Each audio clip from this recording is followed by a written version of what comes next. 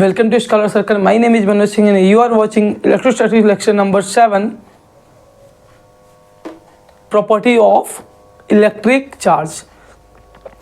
बेटा देखिए, हमने इलेक्ट्रिक चार्ज के बारे में काफ़ी डीपली स्टडी कर चुके हैं लास्ट के लेक्चर में। इसके पहले भी हमने 6 लेक्चर हो चुके हैं, तो अगर अभी तक आपने उस लेक्चर को अटेंड नहीं किया है तो उसका भी लिंक मैं डिस्क्रिप्शन में दे रहा हूँ। तो पहले आप उस लेक्चर को देख लें, फिर इस 7 लेक्चर पे आएँ, तो आपको काफ़ी अच्छे से समझ में आने वाला आएगा।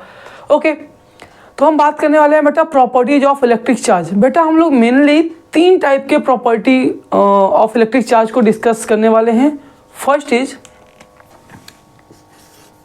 एडिटिव प्रॉपर्टी या additive nature of electric charge.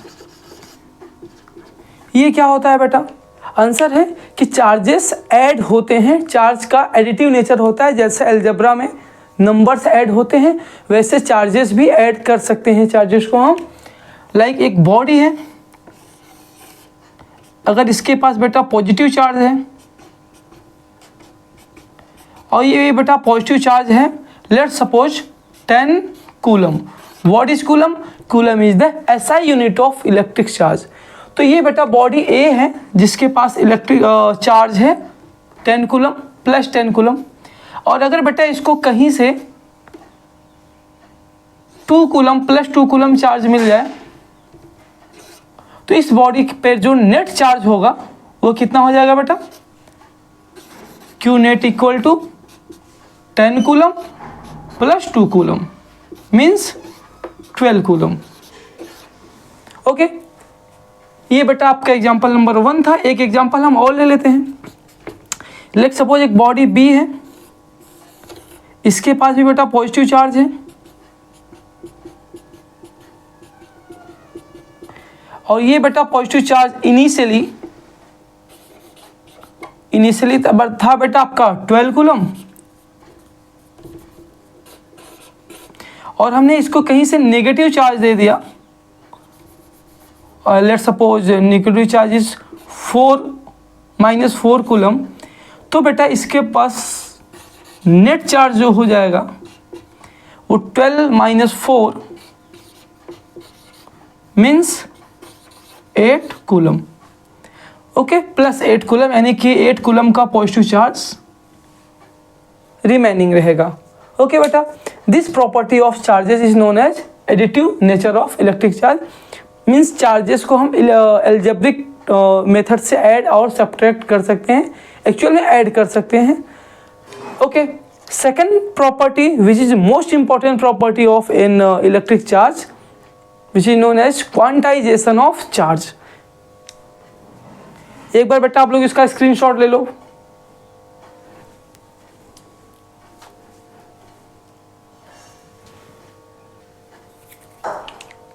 Okay, now we are discuss second property of electric charge which is known as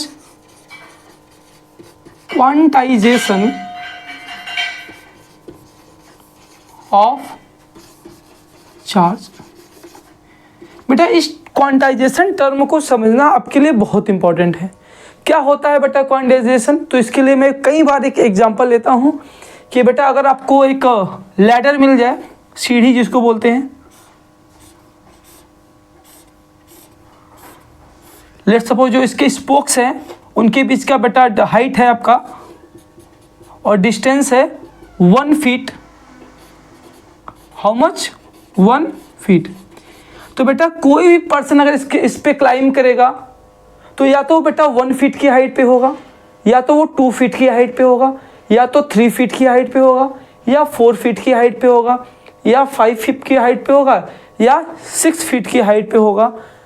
कोई भी पर्सन की हाइट 2.5 फीट नहीं हो पाएगा, ऐसा पॉसिबल ही नहीं है। या किसी भी पर्सन का 3.2 फीट हाइट पॉसिबल नहीं है, क्योंकि या तो वो यहाँ पे होगा तो 1 फीट हाइट होगा, या वो बेटा यहाँ से यहाँ चला जाएगा 2 फीट हाइट होगा, और 3 फीट 4 फीट 5 फीट और 6 फीट। तो 3.2 फीट हाइट पॉसिबल नहीं है, 2.5 फीट हाइट पॉसिबल नहीं है, 4.6 फीट हाइट भी पॉसिबल नहीं है। मतलब यहाँ पर उस पर्सन का हाइट क्वांटाइज है। इट मीन दैट कि उसकी हाइट की कुछ फिक्स वैल्यू ही हो सकती है, उसके बीच की वैल्यू नहीं हो सकती। वो फिक्स वैल्यू है 1 feet, 2 feet, 3 feet and so on. तो यहाँ पे आप देख रहे हैं बेटा उस पर्सन की हाइट क्वांटाइज है। अगर बेटा मैं इस तरह से लैडर बना दूं और एक पर्सन बेटा, और लेट्स सपोज ये पूरी की पूरी हाइट है 10 फीट, और एक पर्सन बेटा इस लैडर पे चलना शुरू करे, इस स्लाइड पे चलना शुरू करे, तो बेटा उस पर्सन के लिए सभी हाइट पॉसिबल हैं। वो 1 फीट पे भी हो सकता है, 1.1 फीट पे भी हो सकता है, 1.2 फीट पे भी हो सकता है, किसी भी हाइट पे हो सकता है। तो यहाँ पे हाइट क्वांटाइज नहीं है, बट यहाँ पे हाइट क्या है, क्वांटाइज है, यानी कि हाइट की कुछ फिक्स वैल्यू ही हो सकती है। इसी तरह से बेटा electric charge on a body is always quantize, यानी किसी चार्ज बॉडी पे जो चार्ज का अमाउंट है वो हमेशा क्वांटाइज ही होता है। यानी किसी चार्ज बॉडी पे जो अमाउंट ऑफ चार्ज है वो फिक्स वैल्यू ही हो सकती है, कोई भी वैल्यू नहीं हो सकती है। ऐसा क्यों होता है तो हम इसको अभी समझ लेते हैं। लेट्स सपोज एक बॉडी है और बॉडी को बेटा चार्ज करने का सिंपल तरीका, चार्ज कब होता है बेटा बॉडी, तो जब इलेक्ट्रॉन का ट्रांसफ़र होता है। तो बेटा पॉसिबल है या तो इस बॉडी में एक इलेक्ट्रॉन, अच्छा बेटा इलेक्ट्रॉन का ट्रांसफर मीन्स इलेक्ट्रॉन आ भी सकते हैं एंड इलेक्ट्रॉन इजेक्ट भी कर सकते हैं। लेट्स सपोज यहाँ से इलेक्ट्रॉन इजेक्ट हुए हैं, तो बेटा अगर एक इलेक्ट्रॉन इजेक्ट होगा तो एक इलेक्ट्रॉन के पास कितना चार्ज होता है बेटा, 1.6 इंटू 10⁻19 कूलम। तो बेटा क्योंकि इलेक्ट्रॉन इसमें से निकला हुआ है तो इसके पास आएगा पॉजिटिव चार्ज। अगर बेटा 2 इलेक्ट्रॉन निकलते तो इसका just 2 time which is 3.2 into 10⁻19 coulomb charge. अगर बेटा 3 इलेक्ट्रॉन इससे निकल जाते तो इसका कर लो बेटा which is 4.8 into 10⁻19 coulomb electron. अगर बेटा 4 इलेक्ट्रॉन निकल जाते तो 4 मीन्स 4 टाइम्स मल्टीप्लाइड कर लो बेटा, एक इलेक्ट्रॉन के लिए चार्ज 1.6 होता है तो 4 इलेक्ट्रॉन के लिए चार्ज क्या होगा, 4 से मल्टीप्लाइड कर लो विच इज 6.4 इंटू 10⁻19 कूलम। अगर बेटा 5 इलेक्ट्रॉन निकल जाएंगे तो 8.0 इंटू 10⁻19 कूलम चार्ज आएगा। यानी बेटा चार्ज की सिर्फ यही वैल्यू ही पॉसिबल है, चार्ज की लाइक ये 5.0 इंटू 10⁻19 कूलम चार्ज पॉसिबल नहीं है, क्योंकि या तो इलेक्ट्रॉन से एक, या तो किसी बॉडी से एक इलेक्ट्रॉन इजेक्ट हुए होंगे, या 2 या 3 या तो 4 या तो 5, है ना बेटा। अगर एक इलेक्ट्रॉन इजेक्ट होगा तो इतना चार्ज आएगा, 2 इलेक्ट्रॉन इजेक्ट होगा तो 3.2 इंटू 10⁻19, 3 होंगे तो 4.8 इंटू 10⁻19, 4 होंगे बेटा तो 6.4 इंटू 10⁻19 एंड 5 इलेक्ट्रॉन इजेक्ट होंगे तो 8.0 इंटू 10⁻19 कूलम। ओके, इनके बीच का कोई चार्ज एग्जिस्ट नहीं कर सकता। फॉर एग्जांपल 5.0 इंटू 10⁻19 और 7.2 इंटू 10⁻19 कूलम चार्ज। तो बेटा ये सब चार्ज पॉसिबल ही नहीं है। क्या या तो ये चार्ज होंगे ना, या तो इसका और मल्टीपल करते चले जाएंगे, वो सब चार्ज एग्जिस्ट करेंगे, बीच वाले चार्जेस एग्जिस्ट नहीं करेंगे, क्योंकि या तो एक इलेक्ट्रॉन का ट्रांसफर होगा, या तो 2 या तो 3, और एक इलेक्ट्रॉन के पास चार्ज फिक्स होता है। तो यहाँ पे आप देख रहे हैं कि किसी बॉडी पे जो अमाउंट ऑफ चार्ज है वो इलेक्ट्रॉन के ट्रांसफर से आता है, दैट्स वाई वो अमाउंट ऑफ चार्ज क्वांटाइज होता है, यानी एक फिक्स वैल्यू ही हो सकती है। आप कहोगे सर अगर n इलेक्ट्रॉन निकल जाए तो इस पे चार्ज कितना हो जाएगा, n इंटू 1.6 इंटू 10⁻19 कूलम। ये बेटा अमाउंट ऑफ चार्ज है। तो हमने यहाँ से एक फॉर्मूला भी बना लिया कि amount of charge equal to n into e, क्योंकि बेटा अमाउंट ऑफ चार्ज कब आता है, जब इलेक्ट्रॉन का ट्रांसफर होता है। तो अगर एक इलेक्ट्रॉन ट्रांसफर होगा तो यहाँ पे n की वैल्यू 1 रख देना, 2 इलेक्ट्रॉन ट्रांसफर होगा तो 2 रख देना। और ये बेटा प्लस और माइनस दोनों हो सकते हैं, क्योंकि ट्रांसफर का मतलब विड्रॉल एंड गेन दोनों हो सकता है कि या तो इसमें से इलेक्ट्रॉन विड्रॉल हुए हों या इसने इलेक्ट्रॉन को गेन किया हो। अगर बेटा ये इलेक्ट्रॉन को गेन करेगा फिर तो निगेटिव चार्ज आएगा, अगर यहाँ से इलेक्ट्रॉन विड्रॉल होंगे या इजेक्ट होंगे तो पॉजिटिव चार्ज आएगा। तो यहाँ पे बेटा फॉर्मूला बन गया Q = N × E। ओके, इसी बात को बेटा हम स्टेटमेंट में लिख सकते हैं कि the amount of electric charge on a charge body is always integral multiple of charge on an electron which is fundamental charge which is elementary charge ना बेटा। इस स्मॉल ई का बहुत सारा नाम है, इसको हम चार्ज ऑन एन इलेक्ट्रॉन भी कहते हैं। इसी का बेटा एक और नाम है फंडामेंटल चार्ज,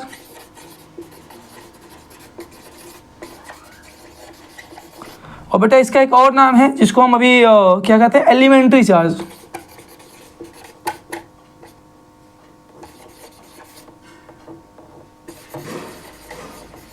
ओके, तो अगर बेटा हम स्टेटमेंट की बात करें तो यहीं पे लिख देते हैं the amount of electric charge on A charged body is always equal to the integral multiple of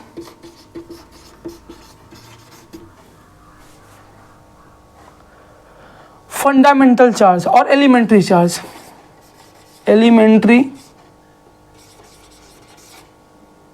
charge, that is Q = ±N × E। फटाफट बेटा आप लोग इसका स्क्रीनशॉट ले लें, फिर हम नेक्स्ट प्रॉपर्टी पे आगे बढ़ते हैं।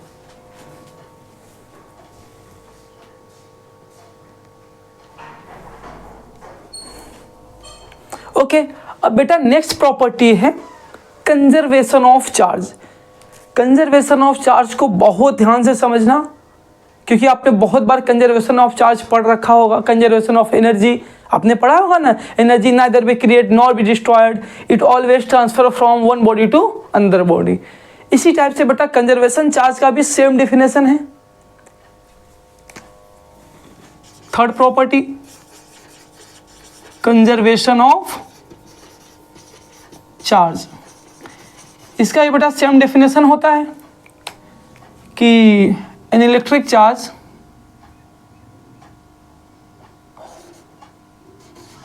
or electric charge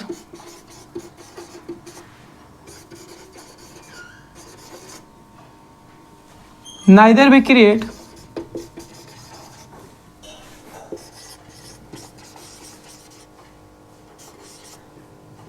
nor be destroyed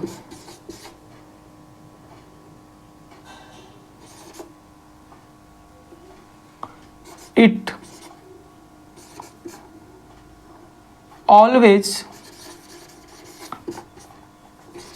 transferred from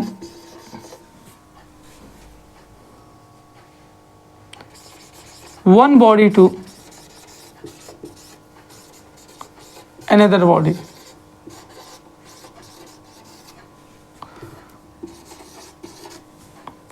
okay, one body to another body. बेटा कई सारे बुक में ये डेफिनेशन आपको मिलेगा, लेकिन मैं आपको बता दूं ये डेफिनेशन गलत है, ये टोटली रॉन्ग डेफिनेशन है। Charges neither be create nor be destroyed, बेटा ऐसा नहीं है।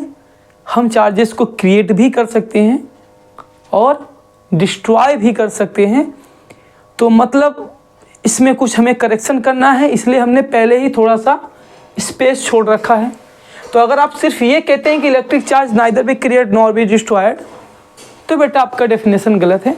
इसके पहले आपको एक वर्ड यूज करना पड़ेगा, isolated. Isolated means single positive charge, केवल पॉजिटिव चार्ज और केवल नेगेटिव चार्ज। तो आइसोलेटेड चार्ज कभी भी क्रिएट या डिस्ट्रॉय नहीं हो सकते हैं, ये सिर्फ एक बॉडी से दूसरे बॉडी में ट्रांसफर होते हैं। तो सर कौन से चार्ज क्रिएट होते हैं? Answer of pair of charges create हो सकते हैं और डिस्ट्रॉय भी हो सकते हैं। और इस फिनोमेना का नाम है pair production and pair annihilation. वो प्रोसेस जिसमें चार्ज क्रिएट होते हैं उसको पेयर प्रोडक्शन बोलते हैं, वो प्रोसेस जिसमें चार्ज डिस्ट्रॉय होते हैं उसको हम पेयर एनिहिलेशन बोलते हैं। तो वो दोनों प्रोसेस को भी हम यहीं पे देख लेते हैं। तो याद रखना कि charge always create in pair and destroy in pair. हमेशा चार्ज पेयर्स में ही क्रिएट होंगे, पेयर्स में ही डिस्ट्रॉय होंगे। सिर्फ अकेला पॉजिटिव चार्ज या अकेला नेगेटिव चार्ज क्रिएट नहीं होगा। अगर पॉजिटिव चार्ज क्रिएट होगा तो उतना ही नेगेटिव चार्ज क्रिएट होगा, जिससे कि पूरी यूनिवर्स की चार्ज कांस्टेंट होगा। तो बेटा क्वांटाइजेशन ऑफ चार्ज का एक और हम डेफिनेशन लिख लेते हैं बेटा कि the net charge of universe is constant and equal to 0। Okay, पूरे यूनिवर्स की चार्ज कांस्टेंट होती है और वो 0 होती है। नेट चार्ज यूनिवर्स का 0 है। कहीं पे पॉजिटिव चार्ज है, कहीं पे नेगेटिव चार्ज है, बट अगर आप नेट चार्ज देखेंगे तो पूरे यूनिवर्स का नेट चार्ज 0 है। ओके, इसीलिए हमने कहा कि जब भी चार्ज क्रिएट होगा तो वो पेयर से में क्रिएट होगा, क्योंकि जितना पॉजिटिव चार्ज क्रिएट होगा उतना ही नेगेटिव चार्ज क्रिएट होगा। तो नेट चार्ज पहले भी 0 था, फाइनली 0 ही रहेगा, मतलब नेट चार्ज कंजर्व ही रहेगा, नेट चार्ज की वैल्यू में कोई चेंज नहीं आएगा। ओके, तो कंजर्वेशन चार्ज से क्या समझ में आया बेटा? चार्ज को ना तो हम क्रिएट कर सकते हैं न तो डिस्ट्रॉय कर सकते हैं। पूरे यूनिवर्स का नेट चार्ज कांस्टेंट है जो कि 0 के इक्वल होता है। ओके, अभी हमने कहा बेटा चार्ज को क्रिएट कर सकते हैं, पेयर्स ऑफ चार्ज को डिस्ट्रॉय कर सकते हैं। उस प्रोसेस के बारे में भी जान लो जिसको हमने नाम दिया है पेयर प्रोडक्शन। क्या होता है बेटा कि जब गामा रे हैवी मेटल से स्ट्राइक करता है, लाइक प्लेटिनम किसी भी हैवी मेटल से स्ट्राइक करता है, तो एक इलेक्ट्रॉन और एक पॉजिट्रॉन क्रिएट होते हैं। पॉजिट्रॉन बेटा इलेक्ट्रॉन का ही एंटी पार्टिकल है, यानी इसके पास इलेक्ट्रॉन के इतना ही मास होता है, बस चार्ज भी इलेक्ट्रॉन के इतना ही होता है, बस अपोजिट नेचर का होता है। तो यहाँ पे देख लेते हैं बेटा, जब भी हैवी मेटल से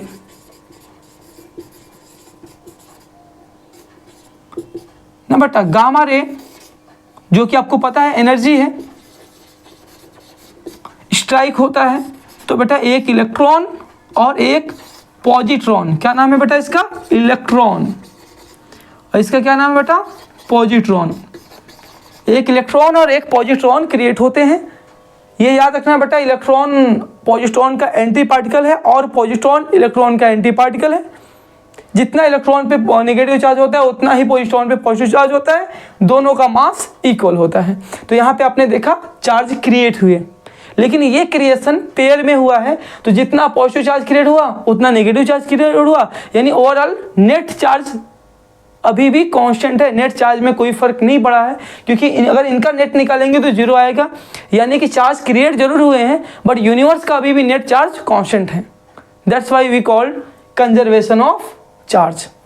ओके, एक प्रोसेस बेटा और है जिसको हम बता रहे हैं जिसमें चार्जेस डिस्ट्रॉय होते हैं, उसको बोलते हैं pair annihilation. Okay, pair annihilation में क्या होता है बेटा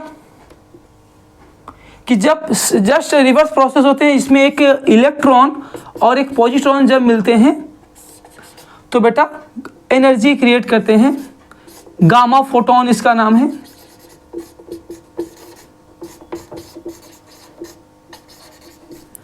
ओके, यानी कि इलेक्ट्रॉन और प्रोटॉन बेटा जब डिस्ट्रॉय होंगे तो उनका चार्ज भी डिस्ट्रॉय हो जाएगा। पॉजिट्रॉन सॉरी इलेक्ट्रॉन और पॉजिट्रॉन। ओके, अच्छा यहाँ से आपको एक बात समझना है कि जो हम लोग कहते थे कि एनर्जी कंजर्व है, बेटा एनर्जी भी कंजर्व नहीं, क्योंकि एनर्जी को हमने यहाँ पे क्रिएट कर दिया है। Gamma photon is a EM wave which is energy.